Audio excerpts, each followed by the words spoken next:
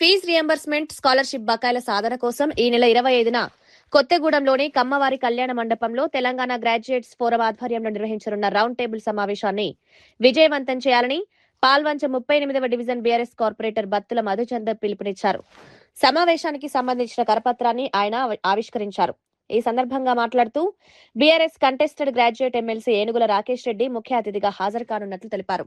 విద్యార్థుల హక్కుల సాధన, పెండింగ్ లో ఉన్న ఫీజు రియంబర్స్మెంట్, స్కాలర్షిప్ బకాయిల పరిష్కారం కోసం నిర్వహిస్తున్న ఈ సమావేశానికి విద్యార్థులు, ప్రజా సంఘాల నాయకులు, మేధావులు, అన్ని రాజకీయ పార్టీల ప్రతినిధులు పెద్ద సంఖ్యలో హాజరై విజయవంతం చేయాలని కోరారు. ఈ నెల 25 శనివారం రోజు కొత్తగూడెంలోని విద్యానగర్లో ఉన్నటువంటి కమ్మవారి కళ్యాణ మండపంలో ఒక రౌండ్ టేబుల్ సమావేశం అన్ని పార్టీల సంబంధించినటువంటి విద్యార్థి నాయకులతో, యువతతో, ముఖ్యంగా విద్యార్థి నాయకులతో ఈ ఫోరము ఒక రౌండ్ టేబుల్ సమావేశం ఏర్పాటు చేయబడింది.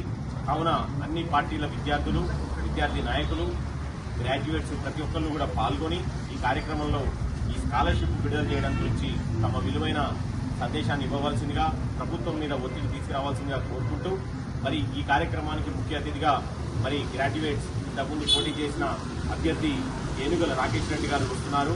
కావున ఈ కార్యక్రమంలో ప్రతి ఒక్కరు కూడా పాల్గొని ఈ కార్యక్రమాన్ని విజయవంతం చేయవలసిందిగా కోరుతా ఉన్నాం. జై తెలంగాణ, జై తెలంగాణ, జై తెలంగాణ.